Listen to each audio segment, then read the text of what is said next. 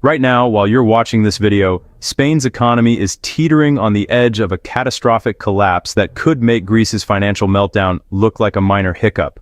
The warning signs are flashing red across every economic indicator, and what's coming could reshape the entire European Union. Drop a comment below telling us if you think Spain can avoid this disaster, and make sure you're subscribed because what we're about to reveal will shock you to your core. Spain's economic foundations are crumbling faster than anyone in Brussels wants to admit. The country is drowning in a debt ocean that has swollen to over 1.5 trillion euros, representing more than 110% of its GDP. Unlike Greece, which had a relatively small economy that could be contained, Spain is the fourth largest economy in the Eurozone. When this giant falls, the shockwaves will be felt from Lisbon to Berlin, from Paris to Rome. The public debt situation has reached critical levels that economists are calling unsustainable. Spain's government continues to borrow at alarming rates just to keep basic services running, to pay pensions, and to maintain the illusion of stability. Every month, billions more are added to this mounting debt pile, and the interest payments alone are consuming an ever-growing portion of the national budget. The mathematics are brutally simple and terrifyingly clear. Spain is borrowing money to pay the interest on money it has already borrowed. What makes Spain's situation exponentially more dangerous than Greece's crisis is the sheer scale and complexity of the problem. Greece had a population of about 11 million people when its crisis hit. Spain has 47 million people, with an economy that's roughly 5 times larger. The banking sector in Spain is interconnected with major financial institutions across Europe and the world. Spanish banks hold hundreds of billions in assets, and their exposure to risky loans, especially in the real estate sector, remains staggering. The unemployment figures tell a story of systematic economic failure that has been decades in the making. Youth unemployment in Spain consistently hovers around 30%, meaning nearly 1 in 3 young Spaniards cannot find work. This isn't just a number on a spreadsheet. This represents millions of educated, talented individuals who have no economic future in their own country. Many have already fled to Germany, the UK, and Latin America, creating a devastating brain drain that further weakens Spain's long-term economic prospects. The real estate sector, which was supposed to have recovered from the 2008 crash, remains fundamentally broken. Across Spanish cities, you can still find entire neighborhoods of empty apartment blocks, ghost developments that stand as monuments to speculation and corruption. The banks that finance these projects never fully cleansed their balance sheets of these toxic assets. Instead, they used accounting tricks and government guarantees to hide the true extent of the damage. Now, as interest rates have risen and economic conditions deteriorate, these hidden time bombs are starting to explode. Spain's regional governments add another layer of catastrophic risk that simply didn't exist in Greece's centralized system. Catalonia, the Basque Country, Valencia, and other autonomous communities have accumulated their own massive debts. These regional governments have been spending far beyond their means for years, financing everything from elaborate infrastructure projects to bloated bureaucracies. The central government in Madrid has been forced to bail out these regions repeatedly, adding billions more to the national debt burden. The pension system in Spain is approaching a mathematical impossibility. The country has one of the oldest populations in Europe, with birth rates that have collapsed to among the lowest in the world. There simply aren't enough young workers contributing to the system to support the growing number of retirees. The Pension Reserve Fund, which was meant to provide a cushion for demographic challenges, has been almost completely depleted. The government has raided this fund year after year to cover budget shortfalls, and now there's virtually nothing left. Spain's labor market rigidity creates a vicious cycle that perpetuates unemployment and economic stagnation. The laws protecting permanent workers make it extremely expensive for companies to hire, so businesses have responded by creating a two-tier system. A privileged minority enjoys strong protections and good salaries, while a vast underclass struggles with temporary contracts, part-time work, and wages that haven't kept pace with inflation. This structural problem makes the economy inflexible and unable to adapt to changing conditions. The political situation compounds every economic problem. Spain's government operates in a fragmented parliamentary system where no single party can command a majority. This means endless negotiations, compromises, and deals with smaller regional parties who extract concessions that worsen the fiscal situation. Catalonia's independence movement remains unresolved, creating constant political instability that makes long-term economic planning nearly impossible. Investors hate uncertainty, and Spain is drowning in it. Tourism, which has been Spain's economic lifeline for decades, is proving to be an unstable foundation for a modern economy. While millions of visitors pour billions into the Spanish economy each year, this sector creates mostly low-wage seasonal jobs. It's vulnerable to external shocks like pandemics, economic downturns in source countries, and changing travel patterns. Over-reliance on tourism has meant underinvestment in productive sectors like manufacturing, technology, and research. Spain imports far more than it exports, running a structural trade deficit that adds to the debt burden. The banking sector's exposure to government debt creates a doom loop that could trigger a cascade of failures. Spanish banks hold enormous quantities of Spanish government bonds. If confidence in the government's ability to repay its debts wavers, bond prices fall, which damages bank balance sheets. Damaged banks then struggle to lend to businesses and consumers, which further weakens the economy. A weakening economy reduces government tax revenues, which increases the deficit, which requires more borrowing, which further undermines confidence. Greece went through this cycle, but Spain's banking system is so much larger that the consequences could be catastrophic for the entire European financial system. The European Central Bank has been the only thing preventing a complete collapse, but this support cannot continue forever.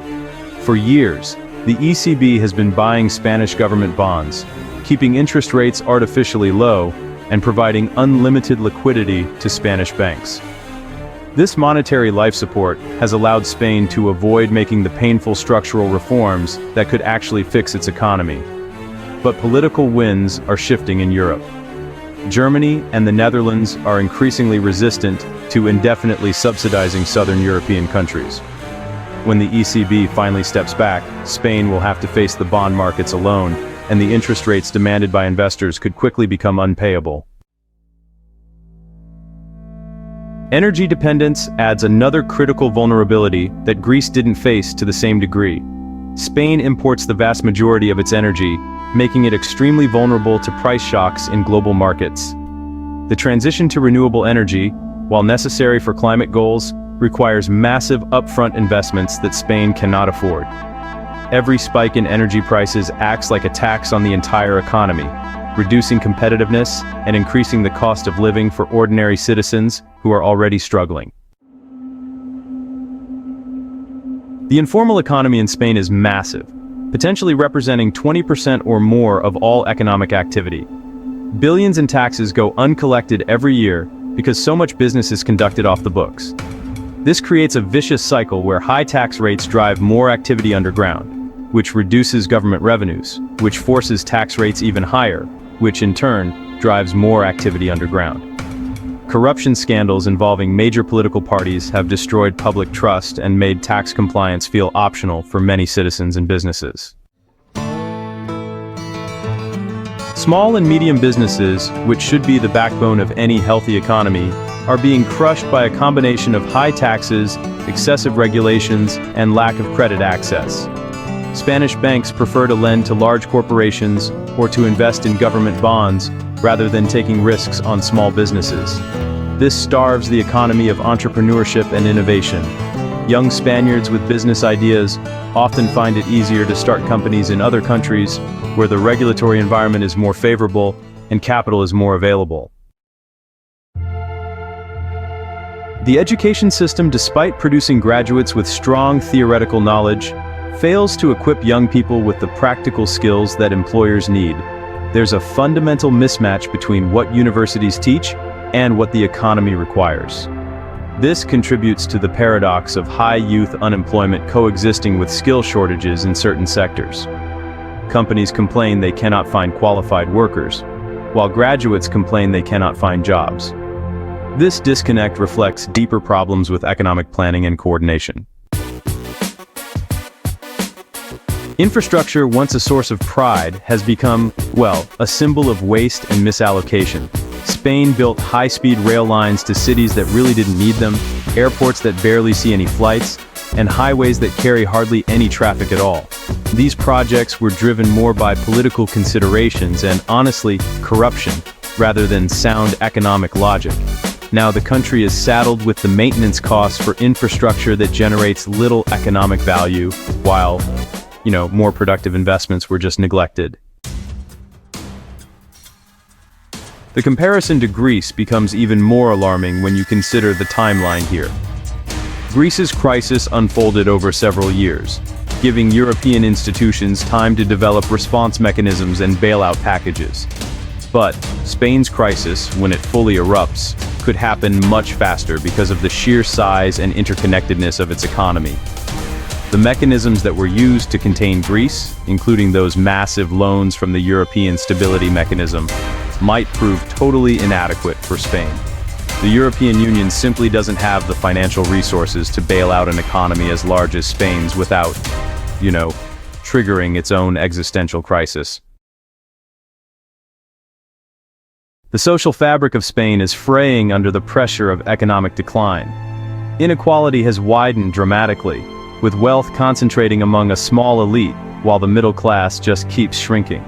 Protests and strikes have become more frequent and, honestly, more intense. Political extremism is rising on both the left and right as desperate citizens look for, radical solutions to their deteriorating living standards. This social instability makes the economic reforms that Spain desperately needs pretty much politically impossible to implement. Regional disparities within Spain create tensions that could tear the country apart at exactly the moment when unity is most needed. The wealthy regions like Catalonia and Madrid, they resent supporting poorer regions like Extremadura and Andalusia. Meanwhile, the poor regions feel abandoned and exploited by the central government. These tensions are not just economic, but honestly, they're deeply cultural and historical. If the economic crisis deepens, Spain could face not just financial collapse, but potential political disintegration. The demographic time bomb is already exploding. Spain's population is aging rapidly, and the dependency ratio, the number of retirees compared to workers, is approaching unsustainable levels. Immigration, which could theoretically help address this problem, has become politically toxic.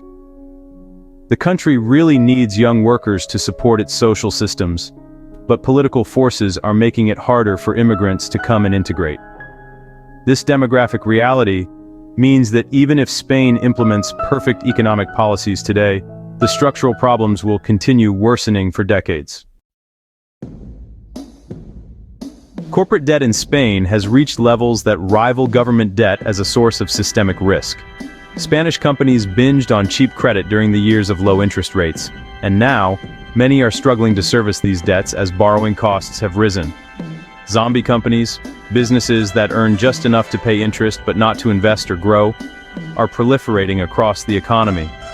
These companies tie up capital and labor that could be used more productively, but they're kept alive by banks afraid to recognize losses, and by a political system afraid of the unemployment that would result from letting them fail. The construction sector, which once employed millions and drove Spain's boom, remains deeply depressed. The country built far too many houses, offices, and commercial spaces during the bubble years. Excess capacity in real estate will take decades to absorb, meaning this crucial sector cannot contribute to economic recovery the way it did in the past. The workers who once earned good wages in construction have either left the country, entered the informal economy, or remain unemployed. This represents a massive loss of human capital and economic potential. Spain's position within the European Union paradoxically makes its crisis more dangerous. The country cannot devalue its currency to restore competitiveness the way it could before joining the euro. It cannot use monetary policy to stimulate its economy because that's controlled by the ECB in Frankfurt. The only adjustment mechanism available is internal devaluation. meaning cutting wages, pensions, and government spending, which is, honestly, politically explosive and economically devastating. Greece tried this approach, and the result was a humanitarian catastrophe that destroyed a generation.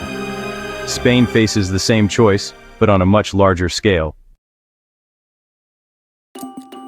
The financial markets are starting to wake up to Spain's vulnerabilities. The spread between Spanish and German government bond yields has been widening, indicating that investors are demanding higher premiums to hold Spanish debt. This is an early warning sign that confidence is eroding. If this trend continues, Spain could find itself locked out of bond markets, unable to borrow at any reasonable interest rate. At that point, the only options would be a humiliating bailout or default, either of which would trigger financial chaos across Europe. The Spanish government's response to these challenges has been, well, inadequate and often counterproductive. Rather than implementing deep structural reforms, politicians have focused on superficial measures and short-term fixes designed to get them through the next election. Genuine reforms, the kind that would address labor market rigidity, reduce bureaucracy, reform the tax system, and modernize the economy, have been avoided because they would create immediate pain for powerful interest groups. This political cowardice means that problems continue to accumulate and, honestly, metastasize. The coming crisis will not announce itself with a single dramatic event. Instead, it will likely unfold as a slow-motion catastrophe, a gradual loss of confidence punctuated by periodic acute moments of panic. Unemployment will continue rising, businesses will continue failing, banks will continue weakening, and the government will continue borrowing until suddenly the markets say no more. At that moment, Spain will discover that it has no good options left, only choices between different types of disasters. International institutions like the IMF have been warning about Spain's trajectory for years, but these warnings have been ignored or, dismissed. The belief that somehow Spain is different, that it will muddle through as it always has, remains strong among Spanish politicians and many citizens. This is the same dangerous complacency that characterized Greece before its crisis. By the time everyone acknowledges the reality of the situation, it will be too late for gradual adjustments. The correction will be sudden, brutal, and frankly, uncontrolled. The interconnected nature of modern financial systems means that Spain's crisis will immediately become everyone's crisis. European banks hold billions in Spanish assets. Pension funds and insurance companies across the continent are exposed to Spanish debt. A Spanish default or banking crisis would trigger a cascade of write-downs and losses that would ripple across the global financial system. This is why Spain's problems are not just Spanish problems, but really a threat to the stability of the entire international economic order. What can be done to prevent this catastrophe? The honest answer is that at this late stage, options are limited, and honestly, all of them are painful. Spain needs a comprehensive reform program that addresses labor markets, pensions, regional finances, banking regulation, and tax collection. It needs to dramatically reduce government spending, while, at the same time, investing in productive sectors of the economy. It needs political leaders who are willing to tell citizens hard truths and make decisions that, frankly, will be unpopular. Most importantly, it needs time, and time is the one resource that is rapidly running out. The tragedy of Spain's situation is that it was entirely predictable and, really, largely preventable. The warning signs have been visible for over a decade. The structural problems have been discussed endlessly by economists and analysts. Yet, the political system proved incapable of taking action until it was just too late. This is not just a story about economics and finance. It's a story about political failure, about short-term thinking, about the inability of democratic systems to make painful but necessary choices. Spain's crisis is a warning for every country that refuses to confront its own long-term challenges. As we watch events unfold in Spain over the coming months and years, we will witness a test of the European project itself. Can the EU survive the potential collapse of its fourth largest economy? Will Northern European countries be willing to make the massive financial sacrifices that saving Spain would require? Or will they decide that the costs are just too high and allow Spain to face its fate alone? These questions will define Europe's future and could determine whether the experiment in continental integration continues or collapses under the weight of its contradictions. The crisis that's coming will be worse than Greece because Spain is too big to save and too important to